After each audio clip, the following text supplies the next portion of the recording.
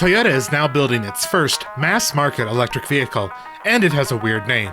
The bZ4X is the brand's new electric crossover designed to go after the likes of the Volkswagen ID.4 and Ford Mustang Mach-E. Is it a phoned-in compliance car, or is it a solid engineering achievement for one of the largest automakers in the world? We flew to Encinitas, California to find out.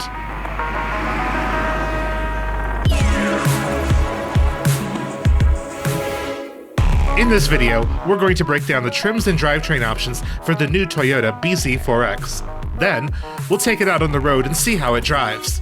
We'll talk about charging, the new infotainment tech, and even how much the compact crossover will cost.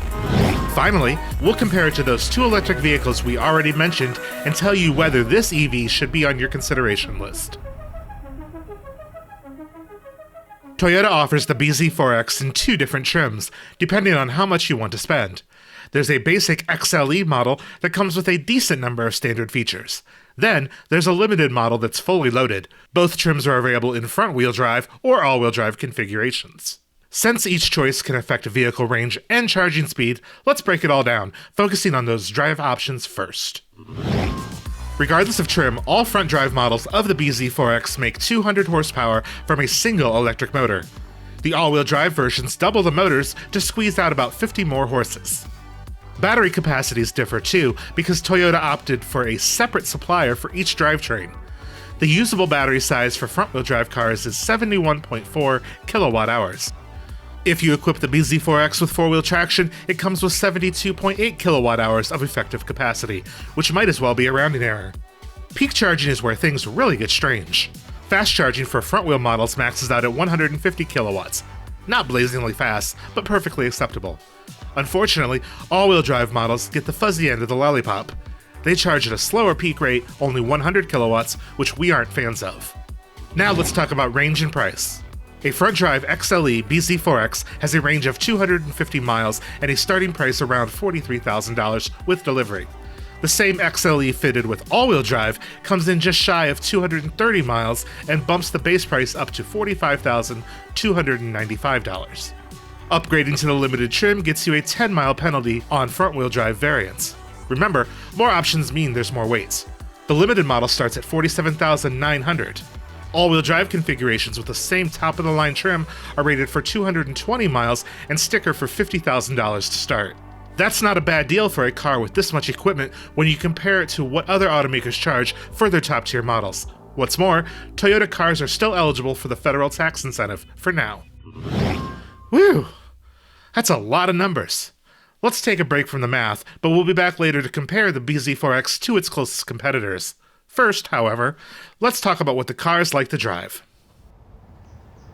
Acceleration is brisk in both front-wheel and all-wheel drive models.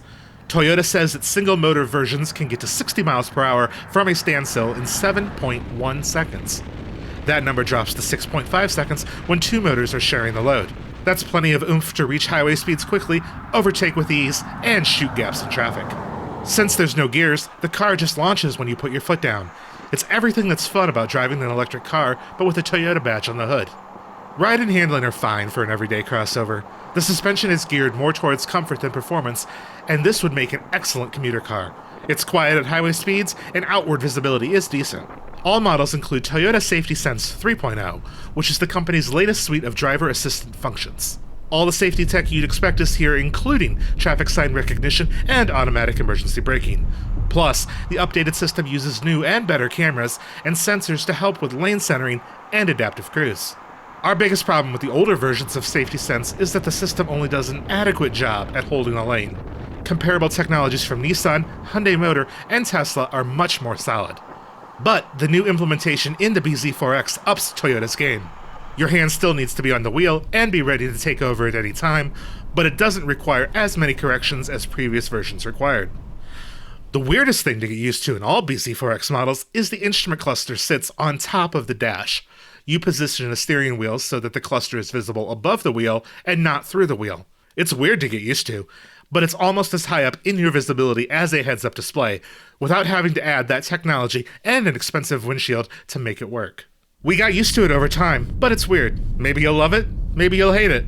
It's interesting to say the least. Toyota's new infotainment system, which debuted in the new Tundra, is also on board. It's based on Google's Android Automotive software, even if Toyota doesn't specifically talk about that.